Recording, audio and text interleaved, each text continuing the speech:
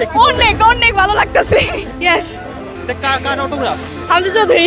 এই যে এখানে পেয়েছি, অনেক কষ্ট করে পেয়েছি, যত্ন করে রেখে দিব। আমি ছবিও তুলেছি প্লাস সেলফিও তুলেছি। আজকে বাসায় যেহেতু সবাইকে বলবো হামজা চৌধুরীর সাথে দেখা হয়েছে।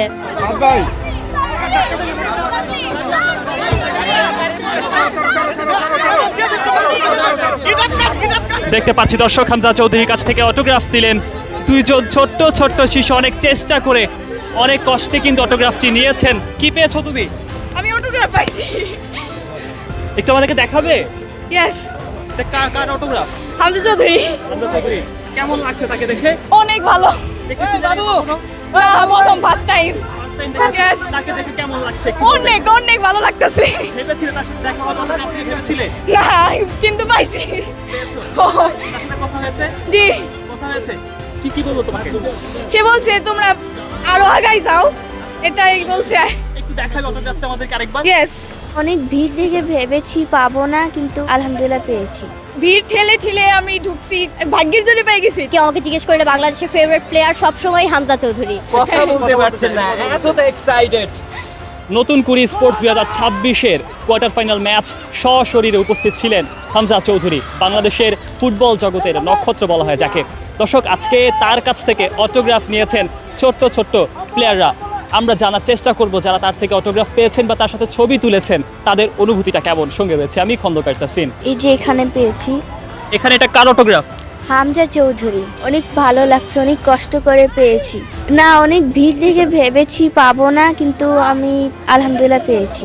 উনি অনেক ভালো খেলেন। পিছনে নেন। তার সাথে আর কখনো আগে দেখা হয়নি। এটাই ছবি তুলেছো? না, আমি জাস্ট অটোগ্রাফটা নিয়ে এসেছি। একটু ভয়ও লেগেছে, আবার এক্সাইটেডও ছিলাম। এই অটোগ্রাফ যদি মুছে যায় কখনো, তখন কি কষ্ট লাগবে? জি, অনেক কষ্ট করে পেয়েছি, যত্ন করে রেখে দিব। হ্যান্ডশেক করেছি, তার সাথে ছবি তুলতে পেরেছি একটু দূর থেকে, তাও ছবি তুলতে পেরেছি। তারপর হাই দিয়েছে। কখনো ভাবতে পারিনি যে হামজা চৌধুরীর সাথে দেখা করতে পারবো।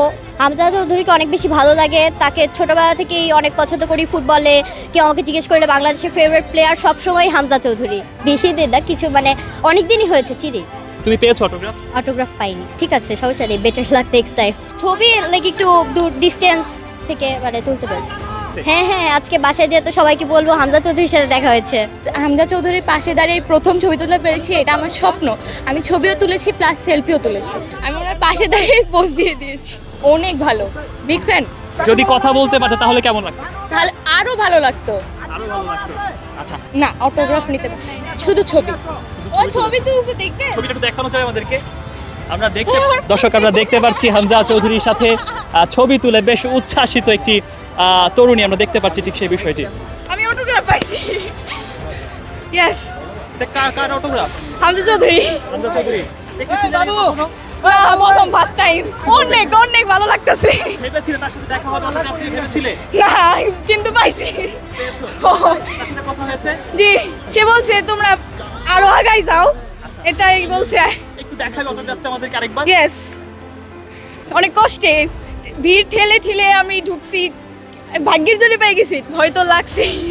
দর্শক, কথা বলতে পারছেন না, এতটা এক্সাইটেড। হামজা চৌধুরীর অটোগ্রাফ পেয়ে এতটা এক্সাইটেড। হ্যাঁ, অনেক।